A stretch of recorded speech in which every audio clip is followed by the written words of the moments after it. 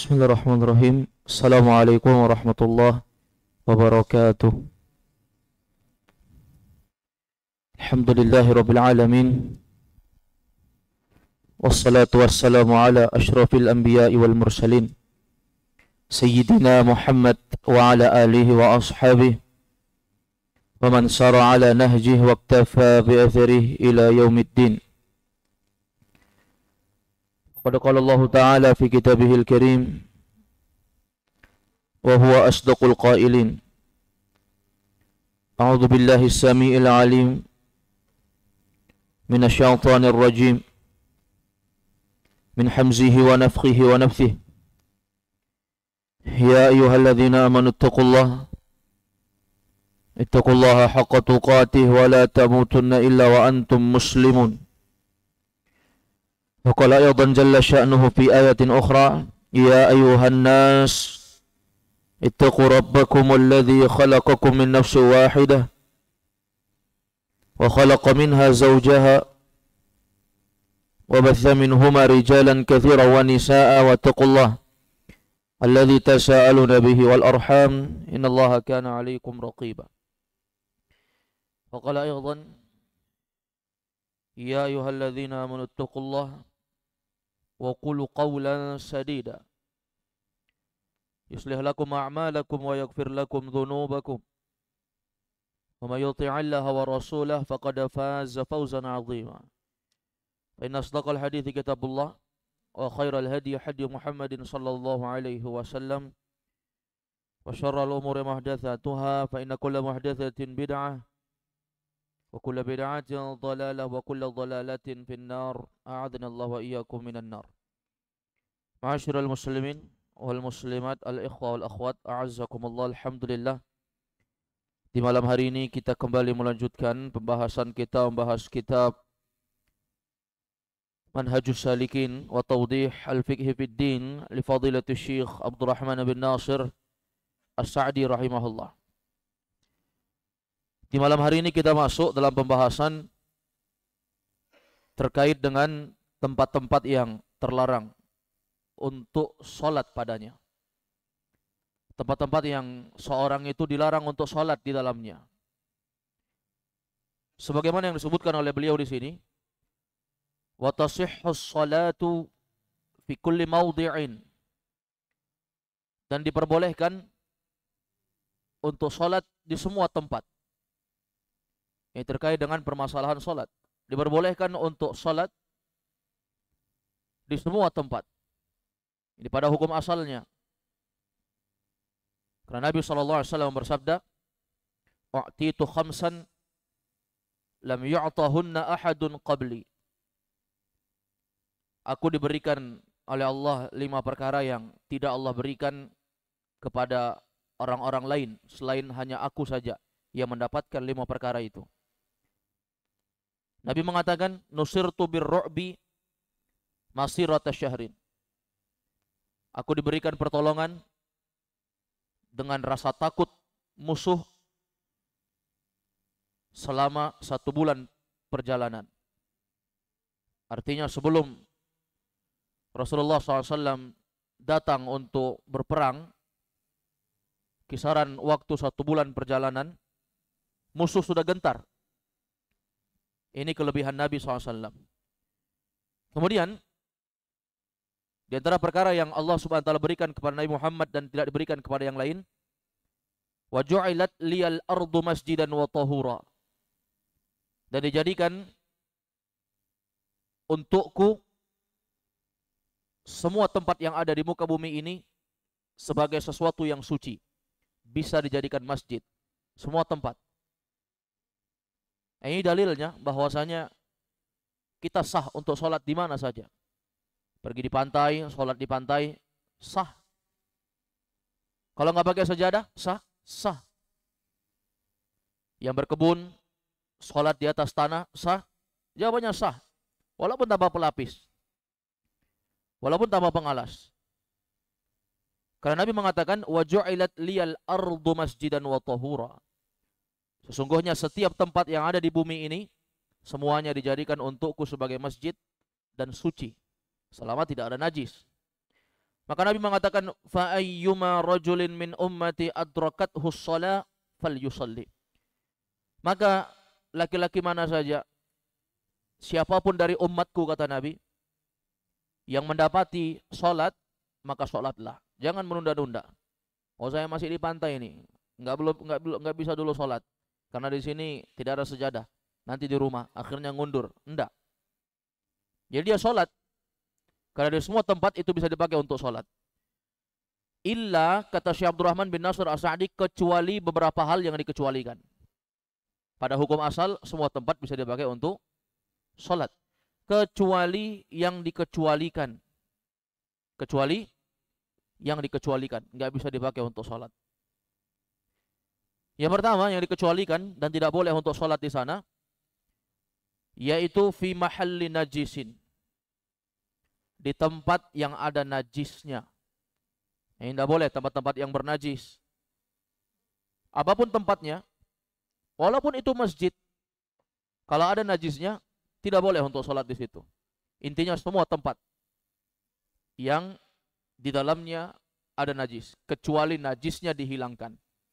Sebagaimana masjid Nabi SAW pernah dikencingi oleh seorang Arab Badui. Kisah yang masyhur dari hadis Al-Muttafaqu alaih yang diriwayatkan oleh Imam Al-Bukhari, Imam Muslim. Dari sahabat Anas bin Malik, beliau menceritakan bahwasanya pernah suatu ketika seorang Arab Badui telah datang, fabala fi ta'ifatil masjid, dia kencing di salah satu sudut masjid.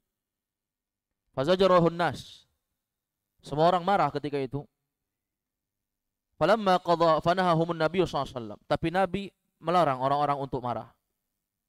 Falamma qadha baulah, ketika orang itu sudah selesai kencing, amaran Nabi sallallahu alaihi wasallam bidanubin minal ma'. Nabi perintahkan seorang untuk mengambilkan satu ember air, fa'huriqa alaih, dan dituangkan di atas kencingnya, menunjukkan bahwa tempat yang bernajis itu mesti dibersihkan segera.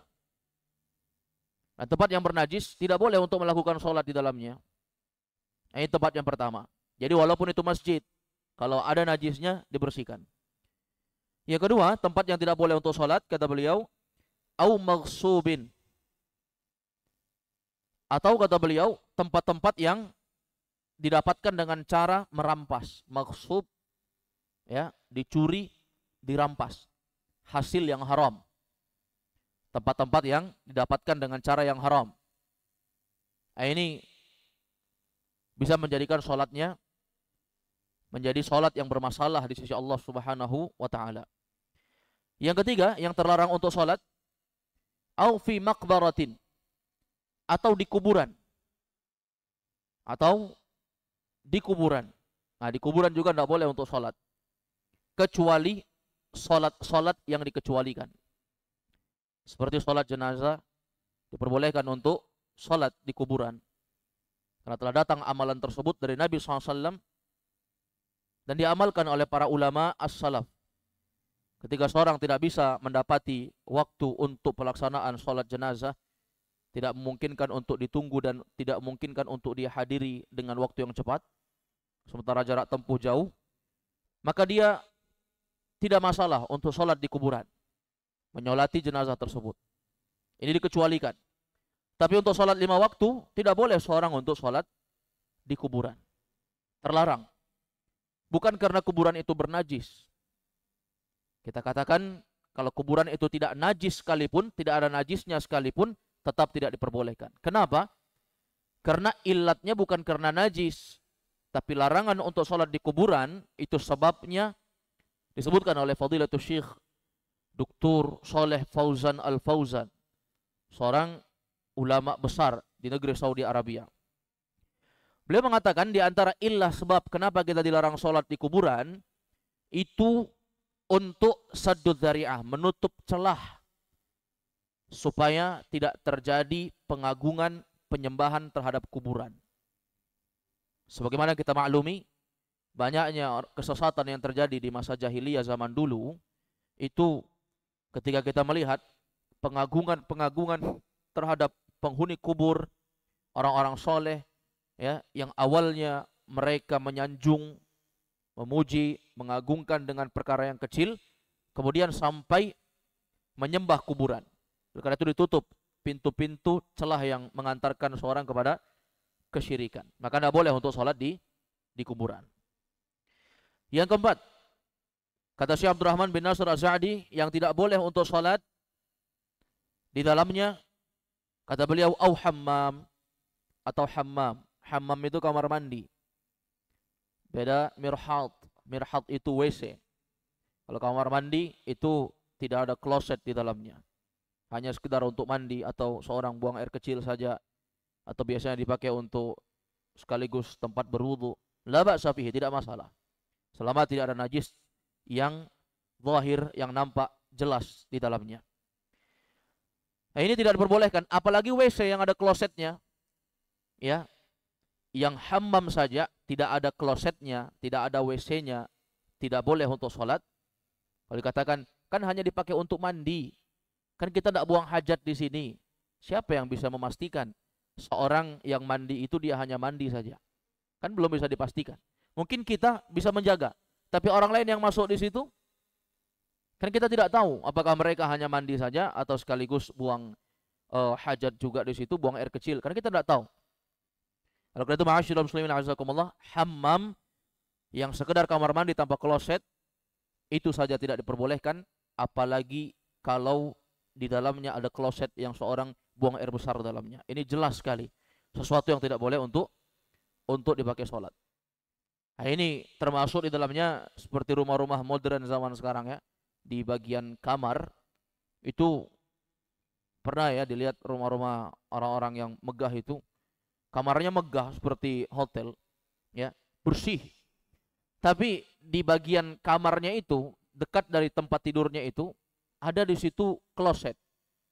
Ya, dengan berbagai macam cara bagaimana kloset itu didesain dengan sedemikian rupa sehingga tetap bersih, tidak menggunakan air ketika orang buang hajat juga, dia tidak berserakan di mana-mana, cukup di dalam itu saja. Ya. Bahkan untuk toilet-toilet yang kloset-kloset yang modern zaman sekarang itu, kita tidak perlu lagi untuk cebok dengan cara menggosok dengan jari, tapi ada air yang memancar langsung sehingga dia membersihkan dubur ketika seorang buang hajat. Bersih. Bagaimana dengan kamar yang langsung ada kloset tanpa ada penutupnya? Apakah boleh sholat untuk di situ? Jawabannya tidak boleh. Itu terhitung mirhat semua, terhitung kamar mandi semuanya. Walaupun dia bentuk itu adalah kamar. Ini hati-hati ma'asyiral muslimin azakumullah. Jadi untuk buang hajat itu yang namanya saja al-khala, ya, jamban untuk seorang buang hajat di situ, itu sesuatu yang seorang itu mesti menyendiri. Tidak dipertontonkan oleh orang banyak. Ya, tidak dilihat oleh orang-orang yang banyak. Baik, ini tempat yang disebutkan oleh Syekh Abdurrahman bin Nasr Az-Sa'di sebagai tempat yang tidak boleh untuk buang hajat. Jadi jangan buang hajat di yang tidak boleh untuk dipakai sholat. Jadi jangan sholat di tempat ya yang di situ adalah kamar mandi. Kecuali dia memiliki kamar, namun ada di samping kamarnya itu kamar mandi dan memiliki tempat yang berbeda, di tembok, di sekat. Nah, itulah ba'sa fi, tidak masalah. Tapi dia bukan sholat di kamar mandinya, sholat di kamarnya. Baik. Kemudian yang berikutnya, tempat yang kelima yang tidak boleh untuk sholat, yang terlarang untuk sholat, au a'tanil ibl, yaitu di tempat istirahatnya unta, di tempat tidurnya unta, di kandang unta. Ini tidak diperbolehkan. Ada hadis khusus dari Nabi SAW sebagaimana diriwayatkan oleh Imam At-Tirmidzi. Demikian pula Imam Ahmad, Imam An-Nasai, Ibnu Majah, Ibnu Khuzaimah, dan Ibnu Hibban serta Imam Al-Baihaqi rahimahumullah. Dari hadis Abu Hurairah radhiyallahu anhu, kata Rasulullah SAW, "Sallu fi marabidil ghanam, wa la tusallu fi a'tanil ibl." Salatlah kalian di tempat tidurnya kambing, tidak masalah. Salatlah kalian di tempat-tempat peristirahatannya kambing, tempat-tempat tidurnya kambing. Tidak apa-apa salat di situ. Karena kambing tidak najis. Dan kotorannya tidak najis. Karena dia adalah hewan yang halal untuk dimakan, sebagaimana telah kita jelaskan bahwasanya kotoran hewan yang halal untuk dimakan, maka atau hewan yang halal dagingnya untuk dimakan, maka kotorannya tidak najis. Maka Nabi mengatakan, "Shallu fi marabidil ghanam." Silahkan kalian sholat di tempat-tempat tidurnya kambing. Kambing tidur di situ kan nggak menutup kemungkinan dia cuma tidur. Pasti tidur juga, kencing juga, buang hajat, kotoran di situ. Tapi Nabi bilang, silakan sholat di situ. Wala tusallu fi a'tanil ibl. Tapi Nabi mengatakan, janganlah sekali-kali kalian sholat di tempat peristirahatannya unta. Ini tidak boleh. Kalau kita bertanya kenapa kambing diperbolehkan, unta tidak boleh? Wallahu a'lam. Ada hikmah khusus yang tidak disebutkan Nabi. Nabi hanya melarang kita, kita tidak amalkan. Kita tidak amalkan. Kemudian kata Syekh Abdurrahman bin Nasir As-Sa'di rahimahullah, wa fi Sunan At-Tirmidzi marfu'an. Dan di dalam kitab Sunan At-Tirmidzi secara marfu' Rasulullah SAW bersabda, al-ardu kulluha masjidun illa al-maqbarah wal hammam. Ini dari hadis Abu Sa'id Al-Khudri radhiyallahu anhu. Al-ardu kulluha masjid. Kata Nabi, bumi ini semuanya adalah masjid. Jadi semua tempat yang ada di muka bumi ini semuanya bisa dijadikan masjid. Maksudnya bisa dijadikan tempat sujud, bisa sholat di situ. Karena masjid itu artinya tempat sujud. Bahwasanya bumi ini semuanya bisa dijadikan masjid. Illal maqbarah wal hammam, kecuali kuburan dan kamar mandi. Ma'asyiral muslimin a'azzakumullah. Diriwayatkan oleh Imam At-Tirmidzi, diriwayatkan oleh Imam Al-Bukhari, Imam Muslim di dalam sahih keduanya dari Aisyah radhiyallahu anha, Rasulullah SAW bersabda dalam hadis lain, la'natullah 'alal yahudi wan nasara, kata Nabi. Allah melaknat orang-orang Yahudi dan orang-orang Nasrani. Kenapa? Ittakhadhu qubura anbiya'ihim masajid. Mereka menjadikan kuburan nabi-nabi mereka menjadi masjid. Padahal Nabi bilang, jangan kalian sholat di kuburan. Jangan kalian sholat di kuburan. Semua tempat di muka bumi ini adalah masjid kecuali kuburan dan kamar mandi. Kemudian orang-orang Yahudi menjadikan kuburan nabi mereka sebagai masjid. Maka Nabi mengatakan la'natullah 'alal yahudi wan nasara. Allah melaknat Yahudi dan Nasrani. Ini dalil-dalil yang tegas menjelaskan bahwasanya tidak diperbolehkan untuk salat di kuburan dan di kamar mandi. Selesai dalam pembahasan tempat-tempat yang terlarang untuk salat. Kita beralih ke pembahasan berikutnya, yaitu pembahasan terkait dengan adab-adab ketika seorang mendatangi sholat. Atau bisa kita berikan judul etika seorang ketika mendatangi sholat. Jadi ketika mendatangi sholat itu ada etika dan adab-adabnya. Ada etika dan adab-adabnya. Beliau mengatakan di sini babu sifatis sholat, bab terkait dengan sifat sholat, yaitu kaifiyat, tata cara sholat. Kaifiyat, tata cara sholat. Beliau memulai dengan menyebutkan adab-adab untuk seorang yang mendatangi sholat. Apa kata beliau? Kata beliau rahimahullah, yustahabbu ayyatiya ilaiha bisakinatin wa waqar. Disunnahkan, dianjurkan, disyariatkan bagi seorang yang mendatangi sholat bisakinatin wa waqar. Dia mendatangi sholat itu dengan sakinah. Dia mendatangi sholat dengan sakinah wa waqar. Sakinah artinya tenang. Waqar artinya tidak tergesa-gesa. Para ulama menyebutkan sakinah dengan waqar itu sama saja. Tenang, tidak tergesa-gesa. Hanya saja ada segi perbedaan antara sakinah dan waqar. Sakinah itu tenang fi harakatihi, yaitu di dalam gerakan. Ketika sholat kita dalam gerakan-gerakan itu tenang, nggak terburu-buru. Jangan seperti orang yang ketika sholat Allahu Akbar baca terburu-buru, kemudian ruku Allahu Akbar, kemudian i'tidal sami Allahu liman hamidah langsung lompat sujud. Pernah lihat begitu ya? Jadi sholatnya itu kayak ayam mematuk. Kata Nabi SAW, sholat seperti orang yang mematuk. Ya, nah ini tidak diperbolehkan, tidak beradab dan tidak beretika. Adapun waqar, waqar itu adalah tenang, tidak tergesa-gesa fi hayatihi, yaitu dalam keadaannya. Ketika keadaan kita mendatangi sholat itu kita tidak tergesa-gesa, tenang. Jangan dari rumahnya dengar qomat lari, suri qomah lari. Ini Pak Imam di sini cepat ini lari. Pokoknya dikenal Ya, ini Pak Imamnya kalau sholat maghrib sudah bisa dipastikan, pasti bacaannya rakaat pertama inna a'tainakal kautsar, rakaat kedua dia cari surah terpendek di dunia supaya semua orang masbuk. Pokoknya cepat. Ah ini jangan.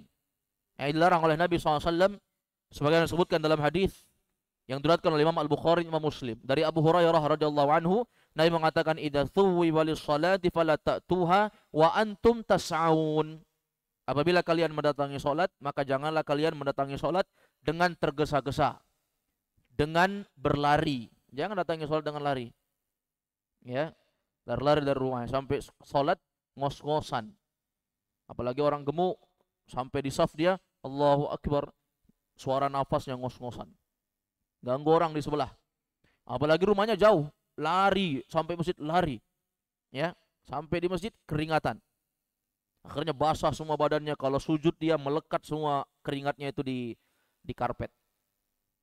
Jangan, kata Nabi SAW. Fala ta'tuha wa antum tas'aun.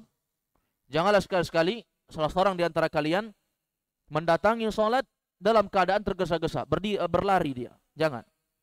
Wa'tuha alaikum bisakinah. Tapi Nabi SAW mengatakan, datangilah salat tersebut dengan tenang. Fama adraktum fasallu wa ma fatakum fa'atimmu. Apa yang kalian dapati, salatlah. Apa yang kalian luput, sempurnakanlah. Kalau memang kita datang dari rumah, ya memang kita dapati orang sudah sujud, ya salat. Ya juga menjadi faedah kepada kita, kalau kita dapati orang sujud, salatlah dengan posisi sujud itu. Jangan ditunggu. Kayaknya tunggu saja deh. Malas sekali saya turun untuk sujud. Orang lagi sujud, saya tunggu saja berdiri.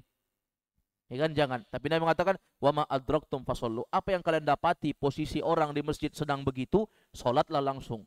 Jangan ditunggu-tunggu. Ya, yang lucu itu ada pernah kejadian, masyaallah muslimin azakumullah. Ya, imamnya itu dari ruku turun ke sujud, datang orang, dia nggak tahu ini rakaat keberapa. Dia bilang, ayo biar saja, tunggu berdiri dia lama nunggu, tapi dia nggak takbir. Nah, kalau dia takbir dia harus ikut imam sujud. Dia bilang tunggu saja. Ternyata waktu dia lihat imam sujud, duduk di antara dua sujud lagi, dikiranya imam naik berdiri, dia tinggal ikut. Ternyata imamnya tahiyat, ya kan? Yang parahnya tahiyat terakhir lagi. Nah sudah, akhirnya dia merepotkan dirinya sendiri. Jadi kita tidak perlu untuk menunggu-nunggu. Ya, wama adraktum fasallu. Apa yang kalian dapat, ikuti sholat di situ. Kalau kalian dapat sujud. Kalau dapat ruku, alhamdulillah, dapat satu rakaat. Tapi kalau dapat tahiyat di situ. Wama fatakum fa'atimmu. Apa yang kalian luput, masbuk, ketinggalan, tinggal disempurnakan. Selesai sholat. Kita kalau paham hadis ini, kita nggak akan tergesa-gesa. Untuk apa tergesa-gesa? Ya, hanya karena satu rakaat, ya, yang kita mengejar jangan sampai ketinggalan ruku. Jangan sampai ketinggalan ruku. Ini namanya nggak beretika, nggak beradab. Kita ini sedang menghadap kepada Allah Azza wa Jal. Bagaimana keadaan kita berkeringat-keringat datang ke rumah Pak Lurah misalnya, atau datang ke rumah Pak Camat misalnya, atau datang ke rumah Gubernur misalnya, dalam keadaan tergesa-gesa, ngos-ngosan, ya, orang Makassar bilang mari-mari poso, susah bernapasnya, keringatan. Itu sesuatu yang tidak beretika, tidak beradab. Apalagi kita sedang berhadapan dengan Allah Subhanahu wa taala. Jadi ini etika yang pertama. Datangi salat dengan tenang, tidak tergesa-gesa. Fa idza dakhala al-masjid qala bismillah wassalatu wassalamu ala rasulil wa idza dakhala al-masjid qala bismillah wassalatu wassalamu ala rasulillah. Allahumma ighfirli dhunubi waftah li abwaab rahmatik. Kemudian kata Syekh Abdurrahman bin Nasir As-Sa'di, etika yang berikutnya, adab yang berikutnya untuk ketika seorang mendatangi salat. Apabila seorang itu masuk di masjid, tadi dia datangi dengan adab. Apabila sudah masuk masjid, dia berucap. Apabila dia mau masuk masjid, ketika masuk pintu masjid itu, apa dia bilang? Baca doa. Ya. Sebagaimana yang disebutkan di dalam hadis, ya, dari hadis Fatimah binti Rasulullah sallallahu alaihi wasallam. Hanya saja dalam hadis Fatimah itu tidak pakai lafaz salawat, ya. Doanya bismillah. Ya, wassalatu wassalamu ala Rasulillah. Bismillah, dengan nama Allah. Wassalatu wassalamu ala Rasulillah. Semoga salawat dan salam tercurahkan kepada Rasulullah sallallahu alaihi wasallam. Hanya saja dalam hadis Fatimah itu disebutkan dalam ta'liq kitab ini ya, biduni dzakara as-shalah. Yaitu tanpa disebutkan dengan salawat. Jadi langsung bismillahi wassalamu ala Rasulillah. Bismillah dengan nama Allah. Semoga keselamatan tercurahkan kepada Rasulullah. Allahumma gfirli dhunubi. Ya Allah, ampunilah aku, ampunilah dosa-dosaku. Waftahli abwaaba rahmatik. Dan bukakanlah untukku pintu-pintu rahmatmu. Ini ma'asyiral muslimin azakumullah. Ini bisa dibaca seperti ini, ya. Bismillah wassalamu ala Rasulillah tanpa salawat. Kemudian Allahumma gfirli dhunubi waftahli abwaaba rahmatik. Bisa seperti ini. Walaupun hadis ini dari segi dari beberapa segi ada kelemahan, dilemahkan oleh para ulama. Walaupun Syekh Albani rahimahullah beliau menguatkan, mensahihkan hadis ini dengan jalur-jalur yang beliau sebutkan, menguatkan akan kesahihannya doa yang seperti ini. Tapi yang lebih masyhur dan tidak ada silang pendapat di kalangan para ulama tentang kesahihannya. Kalau doa yang pertama tadi panjang, bismillah ya, wassalatu au bismillah wassalamu ala Rasulillah tanpa salawat. Allahumma firli dhunubi waftahli abwaaba rahmatik. Itu ada segi kelemahan walaupun Syekh Albani mensahihkan. Tapi ada hadis yang sahih yang disepakati oleh para ulama dari hadis Abu Usaid, sahabat Nabi yang bernama Abu Usaid. Ini riwayat Imam Muslim, ada dari Sahih Muslim hadisnya. Tidak ada yang mendhaifkan hadis ini. Di dalam Sahih Muslim Nabi mengatakan idza dakhala ahadukumul masjid falyaqul Allahumma iftahli abwaaba rahmatik. Dalam hadis Abu Usaid radhiyallahu anhu, Nabi bersabda, apabila salah seorang di antara kalian mendatangi masjid, maka hendaknya dia berucap Allahumma iftahli abwaaba rahmatik. Ya Allah, bukakanlah untukku pintu-pintu rahmatmu. Jadi itu yang lebih masyhur. Makanya kita kenal doa masuk masjid, bismillah Allahumma iftahli abwaaba rahmatik. Ya, Allahumma iftahli abwaaba rahmatik. Itulah yang paling sahih untuk lafaz doa tersebut. Kemudian etika berikutnya, etika ketika kita masuk dalam masjid, kata beliau, wa yuqaddimu rijlahul yumna lidukhulil masjid. Hendaknya seorang itu mendahulukan, wa yuqaddim, ya, didahulukan atau dia mendahulukan rijlahul yumna, kaki kanan lidukhulil masjid, untuk masuk masjid. Dahulukan kaki kanan itu maksudnya dia buka pintu masjid. Yang paling pertama melangkahkan kaki di masjid itu, naik di atas masjid itu adalah kaki kanan. Ini berdasarkan hadis umum dari hadis Aisyah yang diriwayatkan oleh Imam Al-Bukhari, Imam Muslim. Bahwasanya Nabi SAW disebutkan oleh Aisyah, karena Rasulullah SAW yu'jibuhu tayammun fi tana'ulihi wa tarajjulihi wa tuhurihi wa fi sya'nihi kulli. Adalah Nabi SAW itu, beliau suka untuk mendahulukan yang kanan-kanan. Beliau suka mendahulukan yang kanan-kanan. Ketika memakai sendal, bersisir, bersuci, dan segala sesuatu yang penuh dengan kebaikan, beliau memulai dengan yang kanan-kanan. Termasuk di dalamnya masuk masjid. Karena itu sesuatu yang ada kebaikan di dalamnya. Wal yusra lil khuruji minhu. Dan menggunakan kaki kiri ketika keluar. Menggunakan kaki kiri ketika keluar. Nah, ini etika. Ketika memasuki sesuatu yang baik dengan kaki kanan, ketika keluar dengan kaki kiri. Sebaliknya ketika masuk ke tempat yang kotor, yaitu WC, melangkahkan kaki dengan kaki kiri. Ketika keluar, kita memulai dengan sesuatu yang kanan. Ini ma'asyiral muslimin a'azzakumullah. Kemudian etika yang terakhir, kata beliau, wa yaqulu hadza dzikra illa annahu yaqul waftah li abwaaba fadlik kama warada dzalika fil hadits alladzi rawahu Ahmad wa Ibnu Majah. Dan seorang itu ya ketika keluar dari WC, dia juga mengucapkan ketika dia keluar dari masjid, ya, gara-gara bahas WC malah jadi WC, padahal kita adab-adab masuk masjid. Adab masuk masjid tadi kan membaca doa bismillah wassalamu ala Rasulillah. Allahumma ighfirli dhunubi Allahumma ighfirli dhunubi waftahli abwaaba rahmatik. Tadi ini sudah disebutkan hadits Fatimah binti Rasulullah, tapi ada sebagian ulama yang menyebutkan hadits ini dhaif. Walaupun Syekh Albani menguatkan, tapi yang paling sahih tadi hadis sahabat siapa? Abu Usaid. Riwayat Imam Muslim, ada di Sahih Muslim hadisnya. Jadi ketika masuk itu baca bismillah, Allahumma iftahli abwaaba rahmatik. Tapi ketika keluar apa yang dibaca? Kata beliau, ketika keluar yang dibaca sama. Ya, ketika itu doa masuk masjid. Ketika keluar masjid, doa yang dibaca sama. Seperti doa yang di atas tadi. Bismillah, wassalamu ala Rasulillah, Allahumma gfirli dunubi, waftahli abwaaba rahmatik. Hanya saja kata beliau, illa annahu, ya, hanya saja seorang itu merubah. Ketika lafaz waftahli abwaaba rahmatik, ketika keluar dia rubah waftahli abwaaba fadlik. Jadi ketika masuk bismillah wassalamu ala Rasulillah Allahumma firli dzunubi waftahli abwaaba rahmatik. Ketika masuk waftahli abwaaba rahmatik. Bukakanlah pintu-pintu rahmatmu. Tapi ketika keluar sama bismillah wassalamu ala Rasulillah Allahumma firli dzunubi waftahli abwaaba fadlik. Yang rahmatik diganti menjadi fadlik. Ya. Ada hadis lain yang menjelaskan tentang doa keluar masjid yang lebih ringkas, lebih pendek untuk kita hafal. Allahumma inni as'aluka min fadlik. Itu lebih ringan. Jadi kalau masuk baca sesuatu yang mudah dari hadis Abu Usaid, Allahumma ftah li abwaaba rahmatik. Kalau keluar baca doa Allahumma inni as'aluka min fadlik. Ini ma'asyiral muslimin a'azzakumullah, kama warada dzalika fil hadis alladzi rawahu Ahmad wa Ibnu Majah. Sebagaimana yang telah dijelaskan dalam hadis yang diriwayatkan oleh Imam Ahmad dan hadis Ibnu Majah. Jadi Imam Ahmad dan Ibnu Majah meriwayatkan hadis terkait dengan keluarnya seorang dari masjid, yaitu dia membaca sebagaimana doa ketika dia masuk dalam masjid. Hanya saja ketika membaca Allah waftahli abwaaba rahmatik ketika masuk, kalau keluar dia baca waftahli abwaaba fadlik. Ya, wallahu a'lam bissawab. Naktafi hadzal qadar. Insyaallah kita akan masuk di pertemuan berikutnya tentang kaifiyah as-shalah.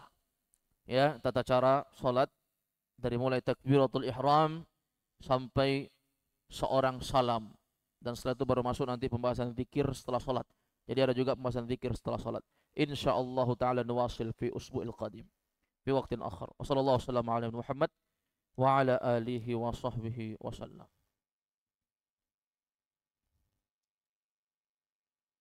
Boleh jawab yang bertanya, tafadhol, silakan. Ya, silakan.